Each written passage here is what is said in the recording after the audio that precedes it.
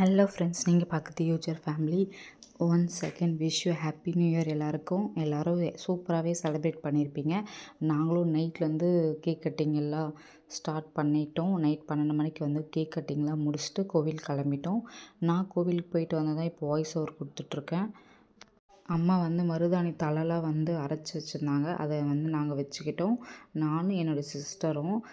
பாப்பா வந்து இன்றைக்கி வச்சுக்கலாம் அப்படின்னு சொல்லிட்டு இருந்தாங்க.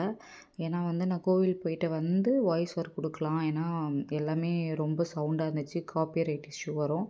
அதுக்காக தான். நெக்ஸ்ட்டு 12 ஆயிட்ட பிறகு நாங்கள் கேக் கட்டிங் பண்ணிவிட்டு அப்புறம் தான் ஃபோட்டோஸ் பார்க்குறோம். லாஸ்ட் இயருமே நாங்கள் பார்த்தீங்கன்னா இதே ரெட் வெல்வெட் கேக் தான் வாங்கிட்டு இருந்தோம். அதனால் வந்து எங்களுக்கே சர்ப்ரைஸ் ஆயிடுச்சு. சரி, ஓகே. நாங்கள் பார்த்தீங்கன்னா நானும் என்னோடய சிஸ்டர் பார்த்துட்டு இருந்தோம். நான் வந்து ஒரு 2 ஹவர்ஸ் தான் வச்சுட்டு இருந்தேன். ஏன்னா குட்டி பையன் அப்பப்போ எழுந்துக்குவான். அவனை வந்து தட்டி தட்டி தூங்க வைக்கணும். அதுக்காக 2 ஹவர்ஸ் கழிச்சு நான் வந்து ரிமூவ் பண்ணிட்டேன். என்னுடைய சிஸ்டர் வந்து காலையில் தான் எடுத்தாங்க. 12 ஆகிடுச்சு. இப்போ கேக் கட்டிங் பண்ணலாம். நைட்டு ஜாலியாக போச்சு. ஏன்னா என்னோடய சிஸ்டரு அப்புறம் என் பாப்பா எல்லாருமே குட்டி பொண்ணும் குட்டி பையனும் வந்து தூங்கிட்டு இருந்தாங்க. அவங்க எழுப்புனா கூட எழுந்துக்கல. அப்புறமா வந்து நான் வந்து காஸ்டியூம்லாம் மாற்றலான்னு பார்த்தேன். பட் மருதாணி வச்சதுனால எதுவும் பண்ண முடியல. சரி, அப்படியே வாங்க அப்படின்ட்டார் இவர். வெளியே பார்த்தீங்கன்னா எங்கள் அம்மா வந்து எனக்கே ஷாக் கொடுத்துட்டாங்க. பாவம், அவங்க ஒரு ஆள் வந்து கோலம்லாம் போட்டாங்க. வெளியே வந்தேன்னா நாலா பக்கம் வந்து பார்த்தீங்கன்னா உங்களுக்கு தெரியும், இந்த லைட்டிங்லாம் பாருங்கள். அதுக்கு எந்த அளவுக்கு சவுண்டு தெரியுங்களா? அப்படி பட்டாசு வெடிச்சிட்டு இருந்தாங்க.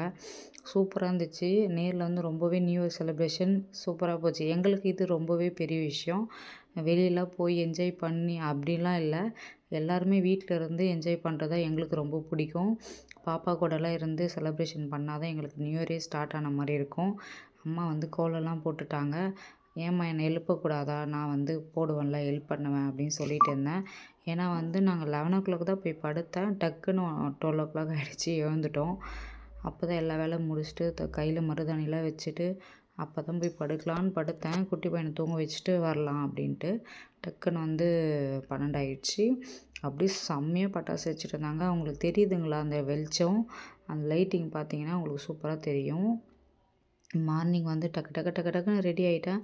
என் தலை ஒரு ஒரு எப்படி சொல்ல, ஒரு பிஞ்சு கூட ஈரம் போல். அந்தளவு தலை வந்து டவல் அவுத்துட்டு அப்படியே ஒரு கிளிப் போட்டுட்டு கிளம்பிட்டோம். ஏன்னா வந்து காரில் வந்துடுச்சா, எல்லோரும் ரெடி பண்ணதுக்கு எனக்கு லேட் ஆகிடுச்சு. நான் டக்குன்னு நான் வந்து வேறு ஸ்டோன் சாரீ மாதிரி எடுத்து வச்சுருந்தேன். ஆனால் வந்து இதுதான் கம்ஃபர்டபுளாக இருக்கும். இது கட்டந்தே தெரியாது, எல்லாம் சாஃப்டாக இருந்துச்சு. பாப்பாலாம் தூக்கின்னு பார்த்து கம்ஃபர்டபுளாக இருக்கும். நாங்கள் வந்து இந்த வெள்ளூரில் இருக்கிற தீர்த்தகிரி முருகன் கோவிலுக்கு தான் வந்திருக்கோம். நான் செகண்ட் டைம் வரேன். இப்போது முருகர் கோயில் கட்டி செகண்ட் டைம் வரேன். பாப்பா பாருங்கள், காலையிலே இவ்வளோ க்ரௌடாக இருக்குது. நாங்கள் வந்து கார் பார்க்கிங் பண்ணிவிட்டு இங்கே நடந்து வந்துட்டு இருந்தோம். அந்த க்யூவில் போயிட்டு நாங்கள் வந்து ஜாயின் பண்ண போகிறோம். இப்போ வாங்க அங்கே போயிட்டு வந்து ஜாயின் பண்ணலாம்.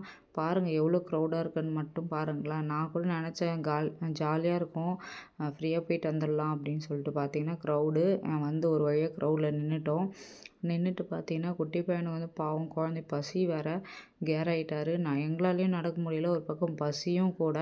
டைம் ஆயிடுச்சுன்னு சாப்பிடவே இல்லை காலையில். அப்படியே கிளம்பிட்டோம். ஒரு பக்கம் அப்படியே கிளைமேட்டும் நல்லாயிருக்கு, எங்களுக்கு வந்து கேராகவும் இருக்குது. ஒரு மிக்ஸ்டு ஃபீலிங். அப்படியே கொஞ்சம் கொஞ்சமாக அங்கங்கே போயிட்டு ஃபோட்டோ எடுக்கிறது அப்படிலாம் பண்ணிட்டு போனோம்.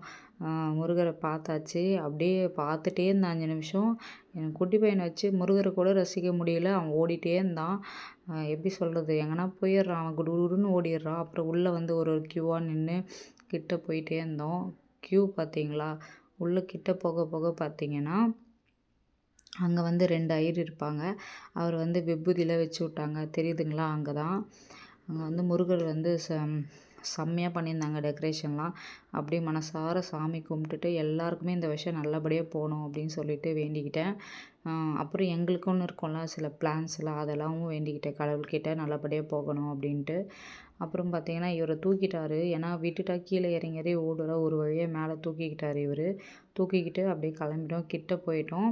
கிட்ட போயிட்ட பிறகு ஐயர் என்ன பண்ணுறாங்க பாருங்கள். சாமி தரிசனம் வந்து மனசார அப்படியே அங்கேயே நின்றுக்கிட்டேன் நானும் என் ஃபேமிலி எல்லாருமே விபூதி வச்சுக்கிட்டோம். வரவங்களுக்கு எல்லாருமே பட்டை வச்சு விட்றாரு. அது வந்து ஒரு சலிக்காமல் எல்லாருக்குமே செஞ்சு விட்றாங்க இவங்க. பாருங்கள், ஒருத்தர் 2 பேர் இருந்தால் பரவாயில்லைங்க. பின்னாடி எவ்வளோ க்ரௌடு இருக்குது. எல்லாருக்குமே செஞ்சு அப்படியே நெத்தியில் வந்து பட்டை போட்டு விடுறாங்க. எனக்கு இப்படி வச்சுட்டாங்க. என்னுடைய சிஸ்டருக்கு பார்த்தீங்கன்னா, ஒருத்தர் வந்து பட்டையா வைக்கிறாங்க, ஒருத்தர் ஷார்ட்டா வைக்கிறாங்க. நான் வந்து முன்னாடி நின்னுட்டேன். அதனால இவளுக்கு பாருங்க எப்படி வச்சு விட்டாங்கன்ட்டு. எல்லாருமே இந்த மாரி பட்டை போட்டுக்கிட்டாங்க. நானும், அம்மாவும் மட்டும் தான் இந்த மாரி வந்து விபூதி வச்சுக்கிட்டோம். கடவுள வந்து கும்பிட்டாச்சு. இப்போ வந்து ஃபோட்டோஸ் எடுக்கலாம் வாங்கன்ட்டு இவங்கள குட்டி பொண்ணுக்கு கால் வலி ஸ்டார்ட் ஆயிடுச்சு. சரி உட்காரும்மா நாங்க போய் ஃபோட்டோ எடுத்துட்டு வரோம் அப்படின்னு சொல்லிட்டு இருந்தேன். சரி எல்லாரும் நில்லுங்க. எப்படி இருக்கு? பட்டை போட்டது அழகா இருக்கு. ஃபோட்டோ எடுத்துக்கலாம். அப்படின்னு சொல்லிட்டு நான் வந்து எல்லாரும் நிக்க வச்சு ஃபோட்டோ எடுத்துட்டு இருந்தேன் அப்படியே வீடியோலயே. குட்டி பையன் தாங்க சமாளிக்கவே முடியல. குழந்தைக்கு வேற பசி. அப்போவே 12:00 ஆயிடுச்சு.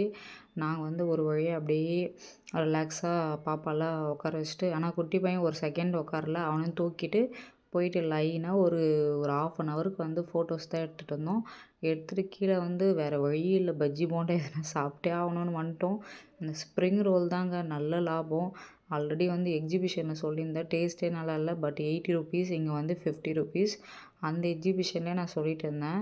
லாஸ்ட் இயர் வந்து தீர்த்தகிரி போ சொல்ல ரொம்ப நல்லா இருந்துச்சு. ₹50 தான. அதே ₹50 தான் இப்பயும் விக்கிறாங்க. நல்லா தான் இருந்துச்சு. க்ரவுடு வந்து நாங்க வந்த பிறகு நெறைய வந்துச்சு அந்த ஷாப்ல. ஒரு 4, 5 வாங்கிட்டோம். சுட சுட வந்து பாப்பா நானும் அவகிட்ட பிச்சு பிச்சு ஷேர் பண்ணி நானும் எங்க பாப்பா எல்லாருமே சாப்பிட்டுட்டு இருந்தோம். சாப்பிட்டு ஒரு வழியா சாமிலாம் முடிச்சுட்டு கிளம்பிட்டோம் ஃப்ரெண்ட்ஸ் வீட்டுக்கு. இப்போ நேரா வீட்டுக்கு தான் போறோம். இதெல்லாம் சாப்பிட்டதே எங்களுக்கு ஒரு மாரி ஆயிடுச்சு. போய் கொஞ்ச நேரம் தூங்கலாமே அப்படின்ட்டு இருந்தோம்.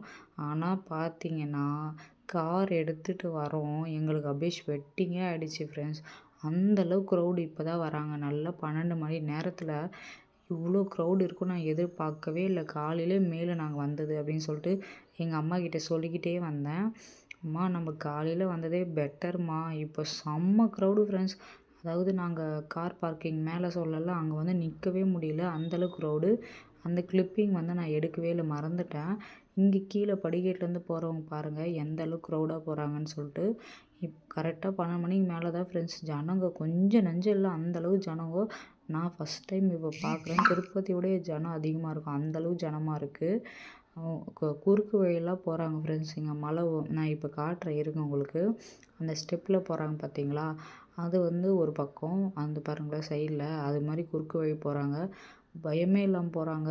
எதனா தவறி கிவறி விழுந்தா என்ன ஆவுறது? பயந்துட்டே இருந்தேன் நானு. அப்படியே விலாக் எடுத்துட்டே வந்தேன். வழியே இல்ல.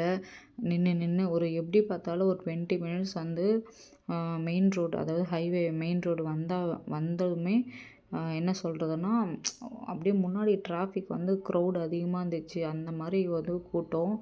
எங்களுக்கு கார் உள்ளயே இருக்க புடிக்கல எனக்கு. ஏன்னா வந்து ஒண்ணு ஸ்பீடா போயிட்டா கூட நல்லா காத்து வரும். கிளைமேட்டும் மாறிடுச்சு. இந்த வழியில ஷாப்லாம் வந்து நாங்க வந்து வீடியோஸ் எடுத்துட்டு வந்தேன். எப்படி இருக்கு சொல்லிட்டு கமெண்ட் பாக்ஸ்ல கண்டிப்பா சொல்லுங்க ஃப்ரெண்ட்ஸ். Thank you. உங்களுக்கு எப்படி நியூ இயர் போச்சு?